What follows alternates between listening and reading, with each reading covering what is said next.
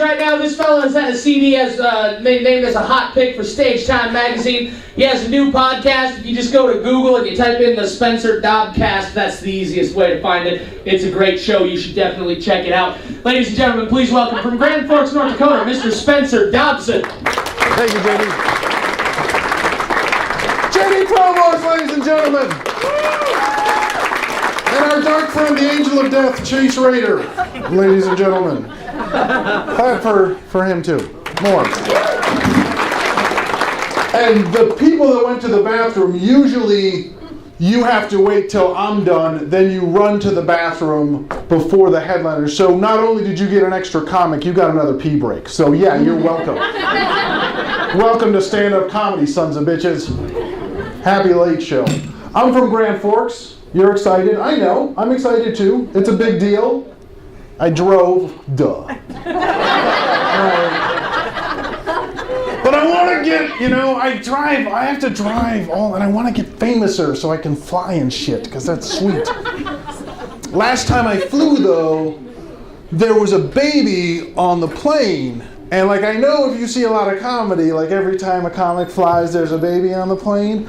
And that's because every time you fly, there is a fucking baby on the plane and it screams its face off. They just howl and it hurts in your bones and there's just nothing you can do but sit there and suffer, because babies are fucking stupid, sir. You can try and explain it to them, but they do not understand gum. They don't know how to go, so you just sit there.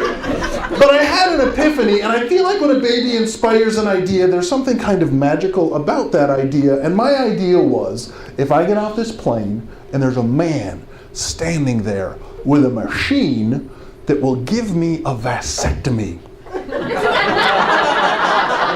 I will give him every penny I have in the world just to not be part of the problem. Better yet, you invent a laser, you point it at me, when it hits me, it alters my DNA just enough so that when my sperm hits an egg, instead of making a baby, it will make Pringles. Honey, I think the condom broke. How do you know? Snacks! That will be awesome. So I'm shaved. You're rocking a good beard there, sir. That doesn't... I did Movember. Do you know what that is? The Movember is where you, with the balls and the money and the cancer. Do you know what I'm talking about? So I did that this year, and the first week is okay because I'm stubbly and I can do that. And then when it fills out, I look, I can rock a good one like you got. But I have 2 weeks of looking like a puby 13-year-old, with peach fuzz face, and it's rough because I'm a comic and people are looking at your face the whole time, and I almost bailed, but I was doing a show, and the bit, to get into the bit, I was asking an audience member, what's the name of the doctor that a woman goes to look at her junk? Gynecologist, that's exactly right. And then I asked an audience member, what's the name of the doctor that a man goes to have his business looked at, and she said a proctologist. And I said, ma'am, that is a butthole doctor. And she said, what's the difference?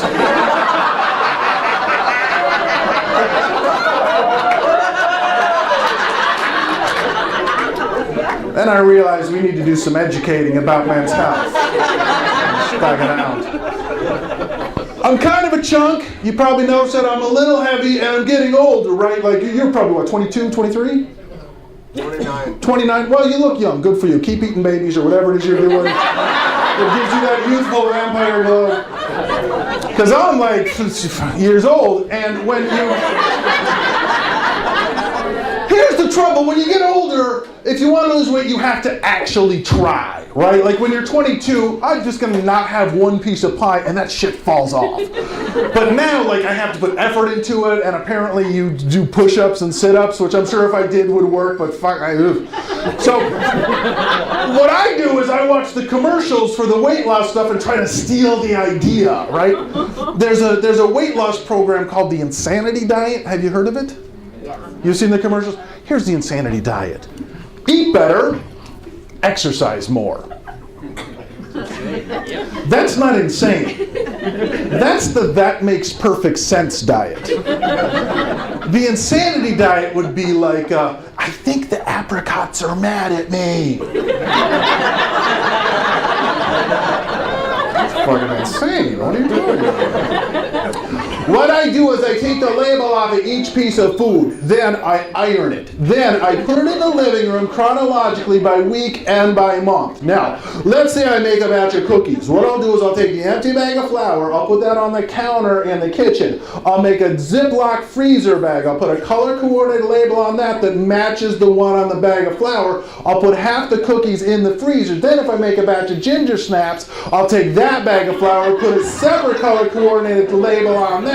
Put that bag on the flour, then whichever one I finish first, I'll know to look at the label, go to the counter, take the empty bag of flour, move that to the living room where I will stack it chronologically by week and by month. That's fucking crazy. That is an insane diet you got there. I kidnapped a mixed martial arts fighter. I chained him naked in my basement. I put a picture of my face in front of his face with a hot white light shining on it. Then, 9 to 12 times a day, I taser his genitals. I do that for probably 3 months, and then I just let him go. Now I live in fear.